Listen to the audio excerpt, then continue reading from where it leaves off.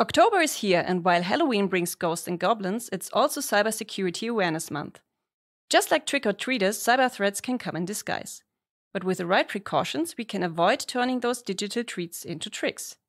Today, Graham Stanforth, Head of Information and Cybersecurity Training at DEKRA, is here with me, and we will talk about how businesses can protect themselves from cyber threats and what DEKRA is doing globally to support companies. Hello, Graham. Hi, Anna. Thanks for having me.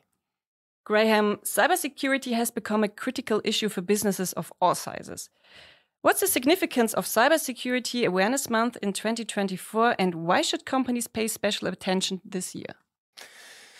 Yeah, as you just said, companies of all sizes. So everybody's vulnerable to these cyber attacks. You just have to look in the news and see what's going on. The banking sector's under attack. Political agencies are under attack. Everybody is pretty much under attack, all the way down to the self-employed and even small and medium-sized enterprises. When you get such a topic that has such a widespread interest and consequences as well, you try to focus by giving it perhaps a month. The month is not really enough because everybody needs to be aware of these threats all throughout the year.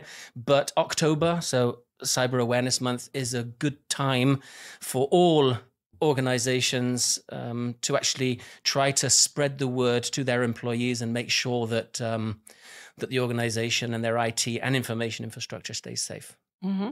And how can DEKRA help businesses prepare for these cyber threats, and especially when it comes to educating employees? Well, the three main influential factors for cyber and information security is people, processes, and technology. Now, you hear and you see there's actually a lot being invested into technology. Every organization has VPN these days. They all have firewalls. They all have bring your own device infrastructure. They all have all this technology is there. They also couple that with the processes. So the 27001, the information security management systems, they have professionals in place with all of these processes. You just have to look into any intranet and you'll find lots of processes and policies that are in there.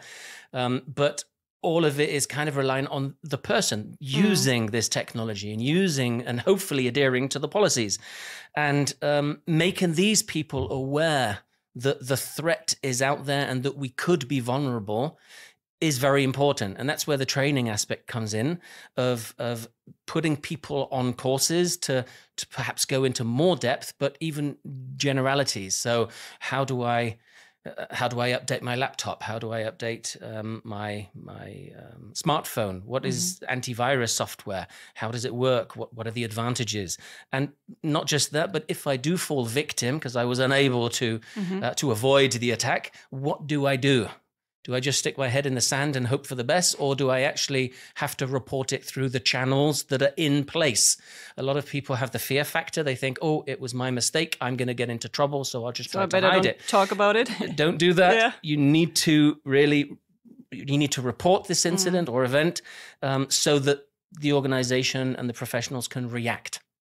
It's much worse to not say anything because eventually it will come out. And with forensic backtracking, they can pinpoint where the breach actually took place. Okay. And then you don't want to be the one to have to say, well, I'm sorry. Yeah, that gets even worse for you. Yeah. Exactly. Okay. Yeah. So training is you really need to get your staff up to date. And can you tell us more about the specific types of training that DEKRA offers to the businesses? Yeah, we do two levels pretty much is the awareness side of things, which is all very generic. So, how do I identify a phishing or smishing, vishing, all these different vectors? How do I use VPN? What's the life cycle of my smartphone? How do I delete this? How do I overwrite that? What is, like I said before, the antivirus software? How do I install that? Because these people need to do it at home as well. It's not just at work. We try to educate them and make them aware of the work environment, but a lot of it is also geared towards keeping them safe at home. And then we have the other level that goes up a notch is where we train professionals to become information security officers, perhaps information security auditors, according to 27001.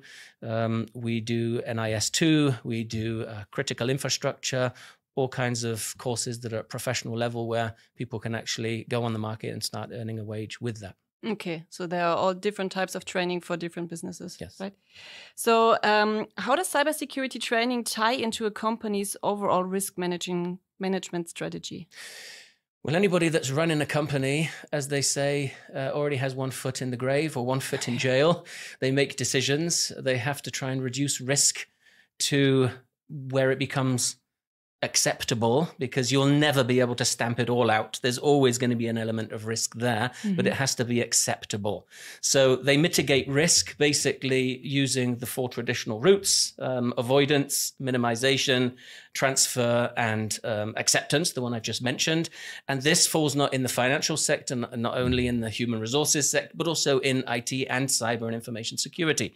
So one of the ways of reducing or avoiding your potential breach or vulnerabilities is to have measures in place. Of course, we can help you with that through consulting, but the training is making sure that people, as I said before, are aware of these threats.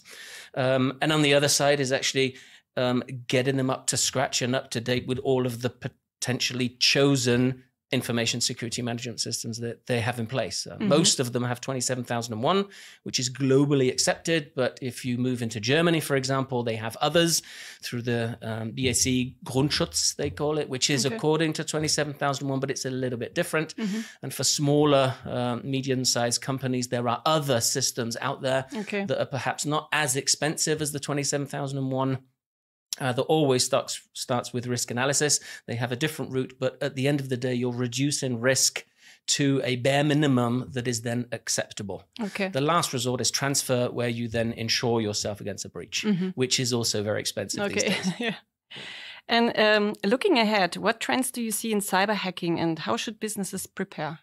Well, the big one is artificial intelligence. Generative AI is now on the block. Let's say the new kid on the block. It's been around for a while, but it's actually emerging now with the world of ChatGPT and all the spin-offs that are coming. This is just what's been leaked at the moment. I think behind the scenes, there are more tools and programs out there that are currently working. They are able to very, very easily infiltrate IT infrastructures. They don't sleep, they don't need food, they don't get paid. It's just a code, a system that's working and is learning as it's going and will never stop until it gets in, basically. So AI is a big one. So everybody at the moment is going for the ISO 42001, which is an artificial intelligence management system geared towards security and safety. So this is another aspect where the cogs sort of touch teeth again. And another one is deepfake. So technology also generated by artificial intelligence, but can also be very creative, of having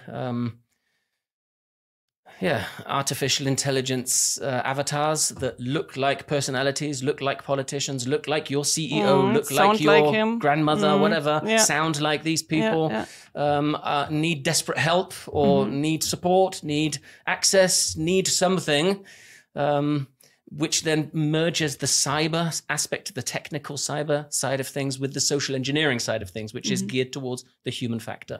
So these are things that certainly will affect the landscape in the coming years. And now we've come to the last question for today. So how can companies interested in DEKRA cybersecurity training get started? Well, the easy one is to go to the website. You can open up a search engine and just type in DEKRA and then whatever service you wanted. So cyber awareness, information security awareness, and so on. And then you'll be guided to our global website. If you're in a particular country, you can go to the national website where these services are also present.